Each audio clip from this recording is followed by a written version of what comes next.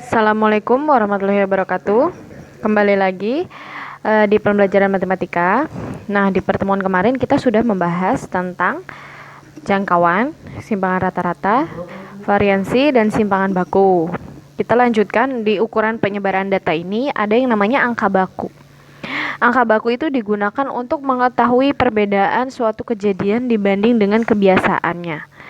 Semakin besar angka bakunya, semakin baik nilai tersebut dibandingkan dengan nilai lain yang memiliki angka baku lebih kecil. Jadi yang lebih besar itu lebih baik ya dibanding yang lebih kecil.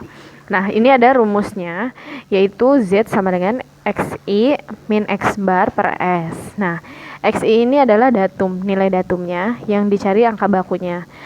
Lalu di sini ada X bar rata-rata dan simpangan baku S-nya. Nah, di sini ada contoh.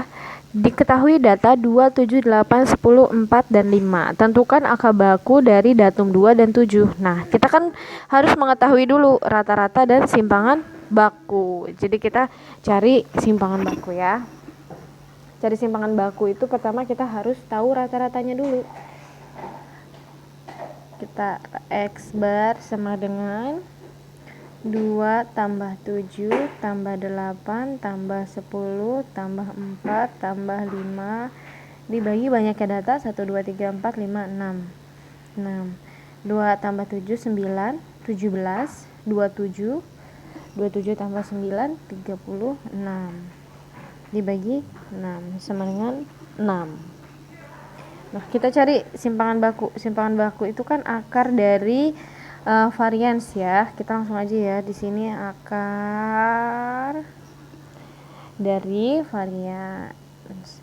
Jadi di sini 2 dikurangi 6 pangkat 2 ditambah 7 dikurangi 6 pangkat 2 ditambah 8 dikurangi 6 pangkat 2 ditambah 10 dikurangi 6 pangkat 2 ditambah 4 dikurangi 6 pangkat 2 ditambah 5 dikurangi 6 pangkat 2 per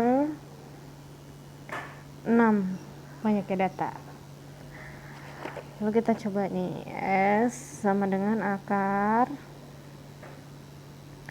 2 dikurang 6 4 pangkat 2 16 ditambah 7 kurang 6 1 1 pangkat 2 1 tambah 8 kurang 6 2 2 pangkat 2 4 ditambah 10 kurang 6 4 pangkat 2 16 ditambah 4 ditambah 1 dibagi 6 sama dengan akar, jumlahkan nih, 16 tambah 1 7 21 37 41 42 42 dibagi 6. Hasilnya S sama dengan akar 7. Akar 7 berapa? Kita dapat di sini kalau pakai kalkulator itu 2,65. Nah, sekarang kita harus tahu angka bakunya kan, pertanyaannya tentukan angka baku dari datum 2 dan 7. Angka baku dari datum 2 Z sama dengan XI itu ngambilnya dari sininya. XI ini nih ya, ngambilnya dari nilai ini. 2 dikurangi X barnya 6.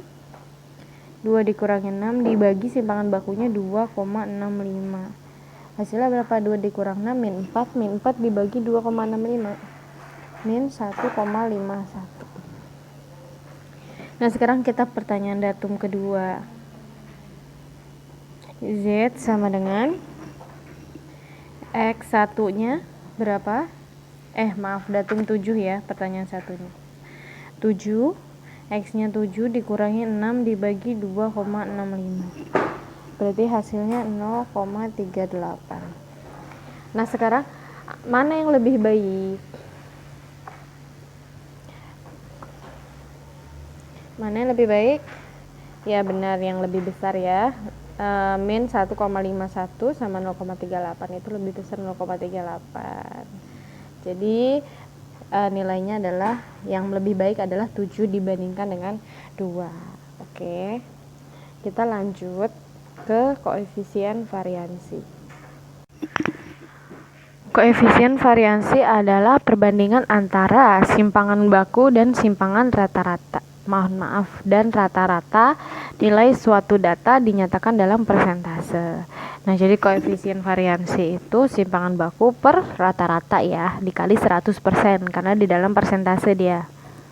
Nah, kebalikannya dari angka baku, kalau koefisien variansi itu semakin seragam data tersebut atau semakin kecil koefisien variansi, maka data tersebut semakin baik atau dia bisa dikatakan dengan homogen. Nah, semakin besar koefisien variansi, maka dia dinyatakan sebagai kurang baik. Semakin kurang baik atau biasa disebutnya heterogen atau tidak seragam. Ya, ini seragam yang disebut homogen, atau di sini tidak seragam disebut dengan heterogen. Nah, kita contoh nih ya. TV LED merek A memiliki rata-rata waktu hidup selama 8760. LED A. X barnya dia diketahui berapa? 87.600 dengan simpangan bakunya 2990, S-nya sama dengan 2190. Nah, sedangkan LED tipe B, LED B itu memiliki rata-rata berapa? 105.120. Nah, dengan simpangan bakunya 5256. TV manakah yang lebih baik? Berarti kita harus melihat nanti koefisien variansi mana yang lebih kecil antara A atau B. Sekarang kita cari di sini koefisien variansi TV A. Berarti S 2190 per 87.600 dikali 100%. Berapa hasilnya? 2,5%.